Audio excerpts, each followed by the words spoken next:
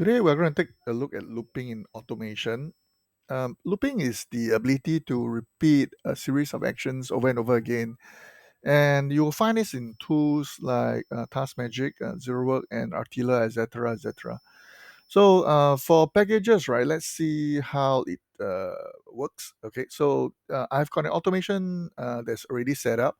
And the idea behind this automation is to go to a site like AppSumo and basically go to any of these product pages and scrape the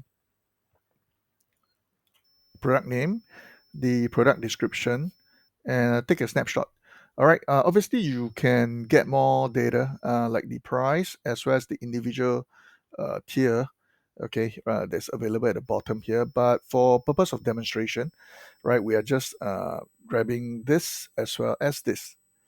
All right. So let's go back to the automation. Now I'm going to hit the run package button, and I've already got three product pages that I picked out, and I'm just going to run this package.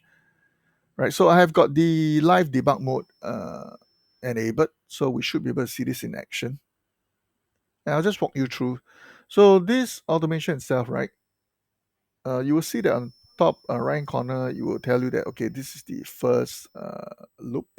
And then these are the individual, they call it browser event, but it's the actions that is going through in the browser.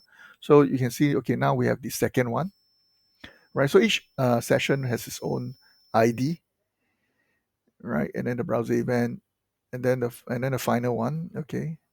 So if you have three, let's say, product pages that you want to scrape, then you should see this repeating three times, right? So I believe this is the last product page. Okay, and once this is over, yes, okay, looping packages is completed. We can close this, and then let's go and take a look at the results. Okay, so we have the name of the product, the description, as well as a screenshot. And over the back end, I have this as well, right? So I have, let me see. Okay, the first one is Radiolize, right? So this is the product name, and this is a description.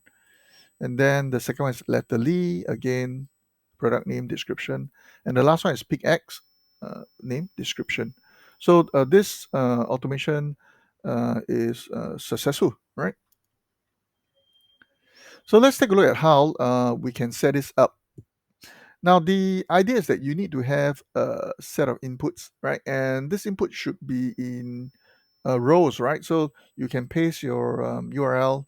In this specific case, I pasted the URL line by line. Okay, and then I set up a splitter box, and this splitter box, right? The idea is to split these lines, all right, row by row. Okay, so hence I picked this, right? It's a new line. So uh, let me show you something. Yeah. So what packages will do is they'll grab this one first, line by line, and then they'll run the automation, and then they'll grab this and then run the automation, and then they'll grab this and run the automation. So that's what it means. New line, right? Each time, a new line is found, they will start the automation, right? And right, so to link this to this, basically you just need to input this. All right, so to input this, just need to type add and then capital A, and then you click on the whatever you can see here. You should drag or draw all the data inside, and then the next thing is you need to have uh, say a browser box, right, or browser node, because you want to perform some browser actions, right? So like just imagine if you open up your google.com, then you would search for AppSumo, and then you might log in, and then afterwards you will come to these pages, and then you will click on this, and then you'll copy this, and then you'll copy this, and then you paste it on a spreadsheet somewhere, and then maybe you can screenshot this. So this is the manual work, right? But in automation, basically it's just using machines to repeat the same thing. So I've set up such that go to the web page, wait, and then grab the product name, grab the product description, right, and finally, take a screenshot. Okay, and I'll just show you the steps individually. Now, the early on we have the input node, right? Um, which is all the lines, and then uh, put we link it to this splitter box here, or splitter node. And then, so now in the URL bit, we do not put the input, uh, we do not record the input anymore. We will record the splitter box here. All right. So without the splitter, in normal circumstance, if let's say you just want to go to one page, right, and script something, then you'll be input, right? So take note. And then the next thing is to wait.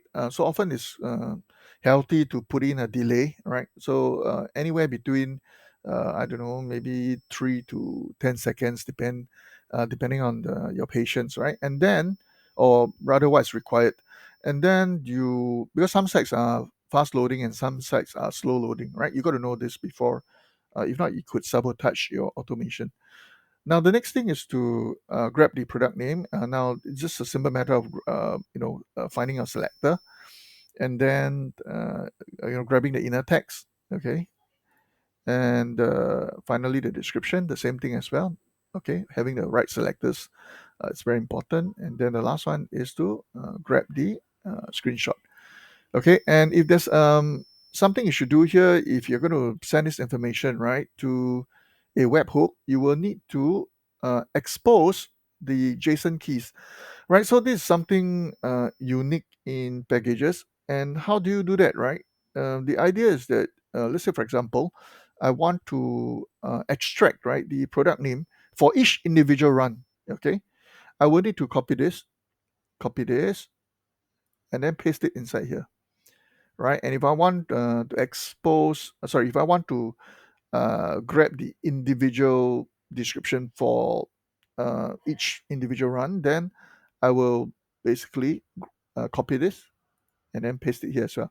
So you can see that I've exposed 3 JSON keys. And what are they? I want the product name, the description, and the screenshot.